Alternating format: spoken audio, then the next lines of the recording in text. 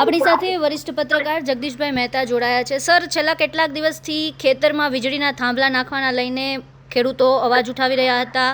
આ મુદ્દે આખું આંદોલન થયું, ગાંધીનગર સુધી કૂચ કરવાની વાત થઈ અને ગઈકાલે એટલે કે સોમવારે જ્યારે આ આખું આંદોલન છે તે થયું, કોંગ્રેસે જેની આગેવાની લીધી હતી, તમામ કોંગ્રેસના નેતાઓ જોડાયા હતા.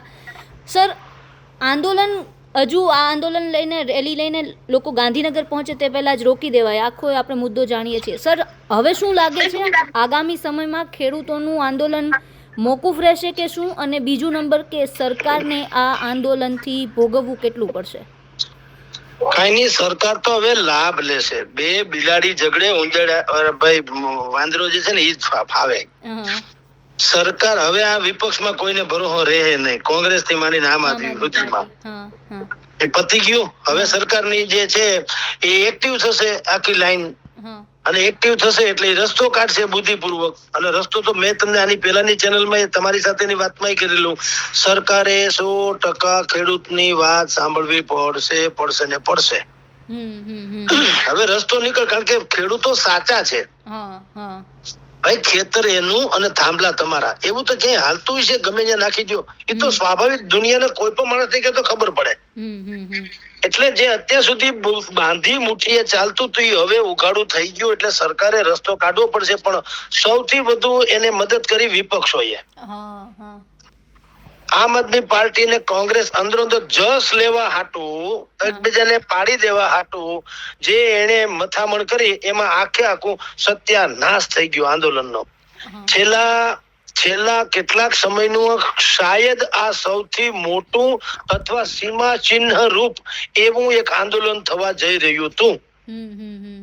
2-3 દિવસથી 1100 ટ્રેક્ટર સાથે કિસાનો, કમસે કમ 5,000 કિસાન તો હશે, ગાંધીનગર તરફ જવા નીકળ્યા હતા. અને જો એ મેળ સરખો પડ્યો તો આ બે સંપીને કામ કર્યું હોત ખેડૂતના હિતમાં, તો આ આંદોલન જે છે એ ધડારૂપ ને સીમા ચિહ્ન રૂપ બન્યું હોત. પણ શેઠે આવીને શિરામણ કરવા જેવું કર્યું.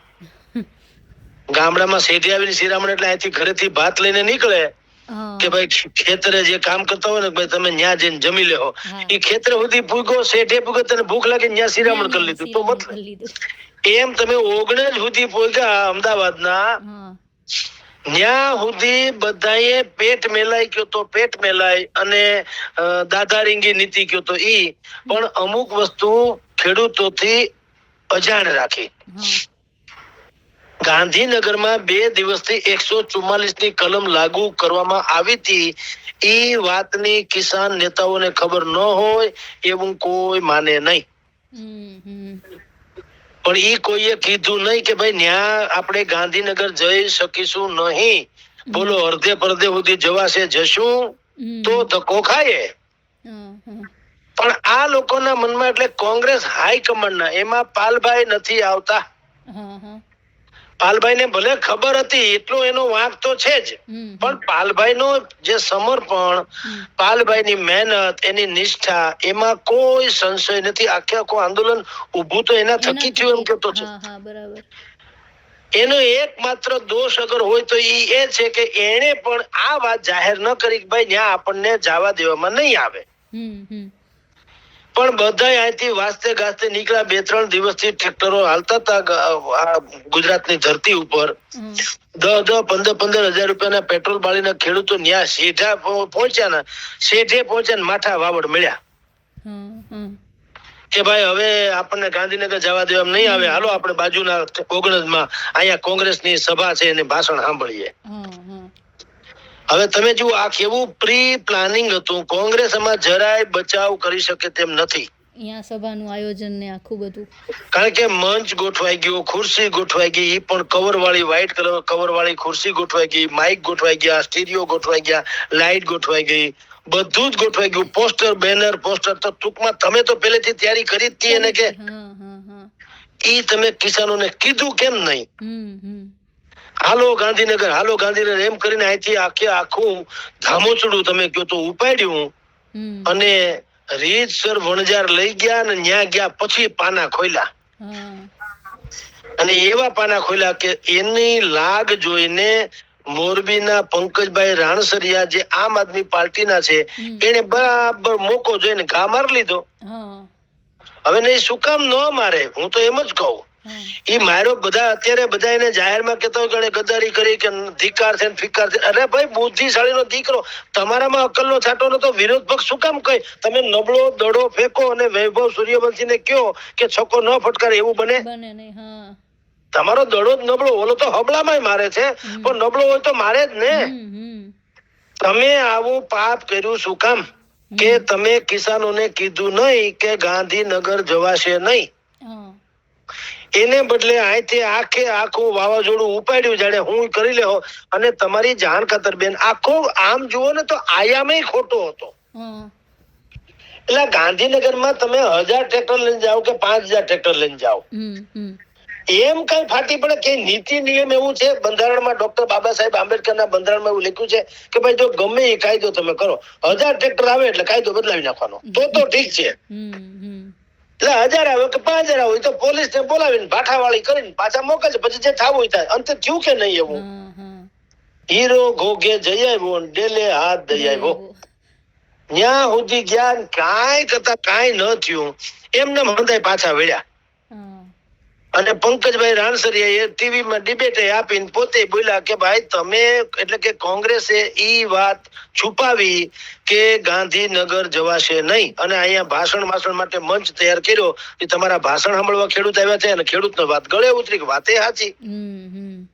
એટલે આખો માથડો ફર્યો. ટૂંકમાં પેટ મેલાઈ પહેલેથી શરૂ થઈ હતી, ત્યાંથી પાલ અમલિયાની પાસેથી કોંગ્રેસે અને આમ આદમી પાર્ટીએ પણ ગોપાલ ઇટેલેથી પાસેથી આમ આદમી પાર્ટી, એ બે જયારે રણમાં ઉતર્યા ને ત્યારથી આ ડખો શરૂ થયો કે જસ કોને લેવો. સૌથી પહેલી બોણી કરી ભાઈ લાલજીભાઈ, આપણા જે દેસાઈ છે એને, લાલજીભાઈ દેસાઈ, કોંગ્રેસ સેવાદળ વાળા, એને વિડીયો બહાર પાડીને કીધું કે આમ આદમી પાર્ટી વાળા આમાં જોડાવા માંગે છે, એનું કઈ કામ નથી, મેરે અંગને મેં તુમારા ક્યાં કામ હે, સમજ્યા?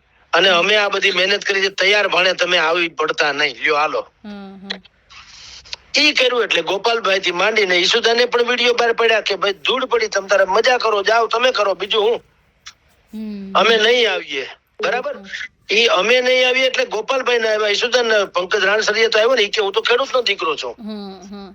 બુદ્ધિપૂર્વક આવ્યા અને લાગ જોઈને બેયે ચોકઠી ફટકારીને આખે આખું આંદોલન રફે દફે થઈ ગયું. જેની મહેનત, નિષ્ઠા, પ્રમાણિકતા અને બધું સમર્પણથી આખું ઊભું થયું હતું, એ પાલભાઈ જાહેરમાં રડી પડ્યા, ભાવુક થઈ ગયા કે મારી 7 અને 10 વર્ષની દીકરીને હું 10 દિવસથી મળ્યો નથી, હું ગામડા ખોંદું છું, મેં બધા જ નીતિ નિયમોનો અભ્યાસ કરીને આ બધાની સામે મેં પ્રસ્તુત કર્યું સત્ય કે આપણે જીત થાય એમ છે, તમે બધા સંપીને રહ્યો તો એ બધું પાણીમાં વયું ગયું. શું કામ? ગેની બેન, અમિત ચાવડા, તુષાર ચૌધરી, બીજા બધા ત્યાં ત્યાર ભાણે તો ઈ આવ્યા બેહવા. ઈ કરવાની જરૂર નથી. ત્યાં કદાચ તમારે સંમેલન કે ભાષણ કુશળ કરવું તો પાલભાઈ કરત. પાલભાઈ કોંગ્રેસના જ છે ને, જસ તો કોંગ્રેસ જ મળત. પણ તમારે બધાએ ન્યા બસ હું પોળો ને બજાર હાંકડી, બધાને મંચ ઉપર બેસી જવો, મને ગળામાં જટ હાર પહેરાવો, મારે પ્રમુખ થવું છે, નફો ન થાય, નુકસાન થાય, ક્યાં નાવા જવું છે? ખેડૂતનું જે થવું થાય, અમારા ફોટા તો છાપામાં આવી જાય, અમારા નામ આવી જાય, અમે મોટા ભા થઈ જાય. બસ આ હોડ થઈ એમાં ખેડૂતો સમજી ગયા, ખેડૂતોએ બહિષ્કાર કર્યો કે અમારે કઈ સાંભળવું નથી તમારી ખાણે.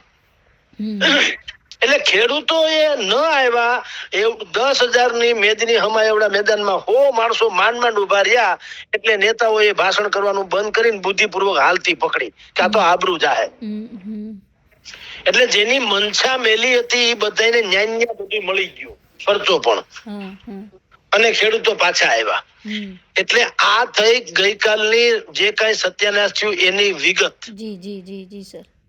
હવે બેન, હું સોલ્યુશન, આપણી પ્રત્યેક ડિબેટમાં જે કોઈ સમસ્યા હોય એનું ખરેખર સોલ્યુશન હું હોઈ શકે આપણી મતિ પ્રમાણે જે છે એ આપણે હંમેશા કહેતા હોઈએ છીએ. હવે હું આવું સોલ્યુશન તરફ. ભલા માણસ ઈ જમાનો વયો ગયો કે ચલો ગાંધીનગર, ચલો દિલ્હી ને એવા હોકારા ફડકારા કરીને સરકારના ઘેરો ઘાલતા, એ બધું છોડો. હવે હવે નવી પેટર્ન આવી ગઈ સોશિયલ મીડિયા જેવી, પણ તમે વિડીયો બહાર પાડીને ઘણા લોકો તમે જો આપઘાત કરવાથી માંડી અને ગામ છોડવા સુધીની નોબત આવે, પોતે વિડીયો જાહેર કરીને ગામ છોડી દે છે. કેસ કબાડા થાય છે કે નહીં? એના આધારે જ કેસ નોંધાય છે, સામેવાળાની ધરપકડ થાય છે અને ઘણું બધું થાય છે. તો સોશિયલ મીડિયાનો જમાનો છે. તમારે 43 ડિગ્રી તાપમાનમાં ગાંધીનગર સુધી લાંબા થવાની જરૂર ક્યાં હતી? ત્યાં ક્યાં જઈને તમારે મુખ્યમંત્રીનો કાટલો પકડવાનો હતો ને ઈ ગાય જેવા થઈ જવાના હતા? તમારે કિસાન નેતાને પણ કહેવાની જરૂર છે, ત્યાં શું કામ જવું? અહીંયા હાવ રેઢું પણ છે. ધાંગધ્રા, જેતપર, મોરબી, સુરેન્દ્રનગર, કચ્છ, જુનાગઢ, આ રાજકોટ, જસદણ, આમાં કોઈ સરકાર નામની કોઈ ચીજ છે જ નહીં. બધા ગાંધીનગર જ બેઠા છે. તો આપણે ગાંધીનગર જઈએ. પણ અહીંયા છે ને ધારાસભ્ય, સંસદ સભ્ય છે કે નહીં? તો આપણે મત એને શું કામ આપ્યો? એના ટીએડીએ માટે થોડો આપ્યો? બિલકુલ નહીં. તો ગાંધીનગર એ જ સરકાર છે જેના સરકારના પ્રતિનિધિ આ લોકો, આપણા લોક પ્રતિનિધિ છે ને સરકારના છે. તો ખેડૂતોએ એમ જ કહેવાની જરૂર હતી કે આપણે ત્યાં સુધી ધક્કો નથી ખાવો પાલભાઈ. આપણે જેને મત આપ્યો એને કહીએ કે તમે અમારા પ્રશ્ન સોલ્વ કરો. તમને એટલા માટે જ મત આપ્યા છે. તમે રૂપાળા જ નથી કે તમારા ટીએડીએ કે તમારું પેન્શન શરૂ થઈ જાય એટલે અમે મત નથી આપ્યા. જ્યાં અમે ટૂંકા, અમે એટલે જનતા, જ્યાં ખેડૂતો કે જનતા ટૂંકી પડે ને સરકાર લેવલનો પ્રશ્ન આવે ત્યાં તમારે આગળ આવવાનું. એને બદલે તમે અત્યારે કેરી ટટકારીને હુઈ જાઓ, ખાઈ પીને, કેરીના રસ પીને, અને અમે અહીંયા તમે જુઓ અડીકા લઈએ સરકાર, અમે ઈ શું કામ? ખેડૂત હોય કે હવે પછી કોઈ પણ વર્ગ હોય, શ્રમિક હોય, નોકરિયાત હોય, યુવાન હોય, કોઈએ કોક્રોચ પાર્ટી કરવાની જરૂર નથી. ત્યાંના જ સ્થાનિક લોક પ્રતિનિધિને કાયદેસર જવાબ માંગવાની જરૂર છે. ઈ જવાબ ન આપે તો જ્ઞાતિ હટોમાં, જેમ તમે ગાંધીનગરનો ઘેરો કરવાની વાત કરો છો એમાં આ લોકોને ઘરે કરો ઘેરો. કારણ કે ભાઈ તમે પ્રશ્ન પૂછી શકો ને, અને એને જવાબ દેવો જ પડે. બિલકુલ. આ લોકશાહીમાં બીજું શું હોય? ક્યાં કાટલો પકડવાની વાત કહીએ છીએ? આપણે એમ કહીએ છીએ કે તમે લોક પ્રતિનિધિ છો કે નહીં? તો હા, તમે અમારા લાખો લોકોના પ્રતિનિધિ તરીકે વિધાનસભામાં અને સંસદ સભામાં બેસો છો. તો અમારો પ્રશ્ન સરકાર લેવલનો છે. તમે એનો ઉકેલ લાવો, નહીં તો તમને હેકે નહીં બેહવા દઈએ. આનું નામ લોકતંત્ર. સવાલદાર પ્રજાને જવાબદાર તંત્ર મળતું હોય છે. આપણે હજી જૂની પેટર્ન પ્રમાણે ચલો દિલ્હી એમ કરીને એ જે ફાળિયા બાંધીને નીકળી જાય છે એ બધાને એમ કે હરિયાણામાં અને પંજાબમાં જેમ ખેડૂતો ચક્કાજામ કરે અને જે રાજસ્થાનમાં જાટ સમુદાય જે કરે છે, રેલવે રોકી રાખે, એમ કરીએ એટલે ઉકેલ આવે. ઈ ઉકેલ નથી હોતો. એ જમાનો ખતમ થઈ ગયો એમ કેતો હાલે. તમે તમારા પ્રતિનિધિને હખે હુવા દ્યો માં કે ભાઈ તમને મત આપ્યો છે, તમે લઈ ગયા મોટી મોટી કરતા હતા બહુ, હવે અમારી પર આફત આવી છે, બોલો કરો હવે હું તમે ઉપયોગમાં આવો. એમ છો ન આવો. તમે ઘણા મને કહે છે કોમેન્ટમાં કે ભાઈ તમે ધારાસભ્ય, સંસદ સભ્યનું કહો છો પણ એનું કઈ પાવલું આવતું નથી. અરે તો મત આપ્યો છે ખબર, ઉતારી મૂકો એને. એને બોલવા દો, તમે ન ધારી લ્યો. એને કહો કે તમે બોલો રીતસર કે મારું પાવલું આવતું નથી. એને બોલવા દો, ઈ શર્મા હે ને એનો વગવવા દો. તમે શું કામ ધારી લ્યો છો? તો ઓલા લોકોને પછી ઈ જ જોતું હોય. તમે ધારી લીધું કે આનું કઈ આવતું નથી એટલે ઈ કે ગોળ્યું, જાન છૂટી. તમે એના ફળિયામાં બેસી જાઓ કે ભાઈ મારે કઈ સાંભળવું, કા હા કે ના. આ પ્રશ્નમાં તમે શું કરી શકો એમ છો મને કયો. આપણે હાથે કરીને ઢીલ મૂકી દઈએ છીએ આપણે, એટલે ખેડૂતો તમે હું બધાય કે ભાઈ એનું કઈ ઉપજતું નથી. એટલે ભાઈ તમે ધારાસભ્ય શરમાતા નથી બોલવામાં? મારા ઘરમાં મારું ના હાલે તો એ કઈ ગૌરવની વાત છે? કા મારે કેવું જોઈએ કે હું ફાતડા જવો છું, નથી હાલતું કઈ? તો હું આ તો કેવી ગજબ વાત કહેવાય. પણ આપણે ઈ એના મોઢે નથી બોલવા દેતા, આપણે પોતે બોલીએ છીએ એનું કઈ હાલતું નથી. એટલે પણ તમે ઈ એના મોઢે ડાચામાંથી ભલે ફાટે, ગામના ચોરામાં એને ઉભા કરો, કે ભાઈ તમે અને એ તમામ પક્ષના છે, ખાલી ભાજપ નહીં, કોંગ્રેસના 15 ધારાસભ્યો છે, આમ આદમીને 5 જ છે ને ભાજપના બાકીના છે. બધાયમાં જ્યાં જેને લાગુ પડતા હોય એ ધારાસભ્ય કે અહીંયા આવો ભાઈ, હવે આનું તમે કયો છે, તમારામાં કઈ મેળ પડે એમ છે કે અમે બધું પાણી ઢોળ જ કરવાનું છે, તો તમારા પટ્ટા ઉતારી નાખીએ, વાત થાય પૂરી. અને પટ્ટા ન ઉતારવાનું, આપણે ત્યાં રિકોલ, રાઈટ ટુ રિકોલ નથી, એટલે કે ધારાસભ્ય સંસદીયને પાછા બોલાવવાની આપણી પાસે વ્યવસ્થા એ નથી. કાંઈ વાંધો નહીં, પણ કાગડા ઉડે એનું કોઈ ફંક્શનમાં એને બોલાવવામાં નેતા તરીકે અને એના ફંક્શનમાં કોઈ જાવમાં અવગણનાથી મોટી કોઈ સજા નથી હોતી લોકતંત્રમાં. તમે નેતાની અવગણના કરો, નામ પણ ન લ્યો, એના ફંક્શનમાં ન જાઓ, એને કોઈ બોલાવો નહીં, આફોડા કરમાઈ જાય અને કાંઈ એને સક્રિય થઈને તમારામાં ભાગ લેવો પડે. આ ન થયું અને આપસમાં બે તૂટી પડ્યા. આમ આદમીને જસ લેવો, કોંગ્રેસને જસ લેવો, આમ આદમી કે કોંગ્રેસને પાડી દો, કોંગ્રેસ કે આમ આદમીને પાડી દો, એ બેયને એકબીજાને પાડવા મળ્યા. એમાં ભારતીય જનતા પાર્ટી ફાવી ગઈ. ભાગશાળીને ભૂત રળે એમ આપણે કહેવત છે ને, ભાગશાળીને ભૂત રળે. આ ભાજપને આવા તૂત રળે, આવા જે તૂત કરવાની ભાજપને રળે, એને મજા કરાવી દે. સારું, તમે અંદર બાતો તો અમારે ક્યાં કઈ કરવાની જરૂર છે. એટલે આમ ખેડૂતોના નામે કે ભવિષ્યમાં બેરોજગારોના નામે, મોંઘવારીના નામે કે બીજા કોઈ પણ પ્રશ્ન, કોઈ નેતાગીરી કરવા નીકળે ને ત્યારે જનતાએ હવે પૂછવાની જરૂર છે, તમે શું ઉકાળી દેશો? સર, તો જ અમે આવીએ. સર, એવું કહી શકાય કે હવે ભાજપ છે જે ખેડૂતોને જોઈએ છે એ આપી દેશે અને ટૂંકમાં પોતાનો હાથ ઊંચો રાખશે, એવું કહી શકાય? 1000% લખી રાખો, જે માગે એટલું ભલે ના આપે, પણ એ હવે આંદોલન ખતમ થઈ ગયું એટલે એ હવે મલમ લગાડીને પોતે જ ખેલ નાખી લેશે. કારણ કે રસ્તો તો કાઢે છૂટકો છે, એમાં તો ના નથી. કિસાનો, ખેડૂતો 1000% સાચા છે, એનો પ્રશ્ન વાજિબ છે.